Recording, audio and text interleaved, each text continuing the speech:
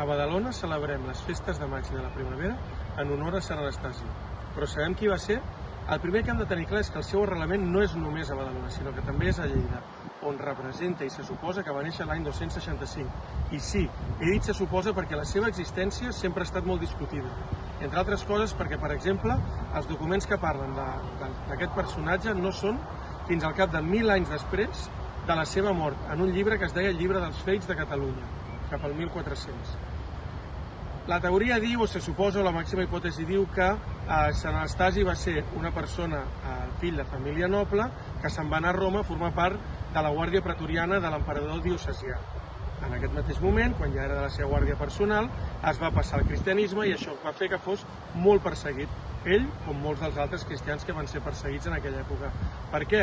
Perquè l'imperi romà en aquella època era politeista, que tenia molts déus adquirits de l'imperi grec, i, en canvi, el cristianisme, per exemple, era monoteista. Però tornem a Sant Anastasi, a la seva vida. Va ser perseguit pel fet de fer-se converts i canviar. I què passa? Va ser capturat, va ser torturat i va ser degollat. A on? A Badalona. I hi ha diverses teories sobre d'on són les seves despulles. Una primera és que van ser tirades al mar. I una segona és que estan en un pou que només alguns badalonins saben on és i que ningú vol dir perquè no vinguin lleidatans a robar-nos les seves despulles. Parlant de tot el que fa a la vida o la referència a la mort de Sant Anastasi, el baró de Maldà, al seu calaix de sastre, parla que de la tomba de Sant Anastasi en va brollar un ametller, i això va fer el fet que l'ametller sigui un dels símbols de Badalona. I d'aquest ametller sortien uns ametllons de color roig.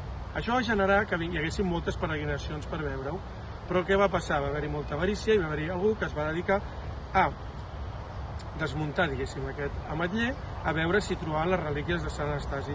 I què va passar quan algú té tanta avarícia? Que es va quedar sense relíquies i sense ametller. I ja per últim, sabies que Sant Anastasi no és l'únic patró de Badalona, sinó que n'és copatró? Però bueno, això ja en parlarem en un altre vídeo.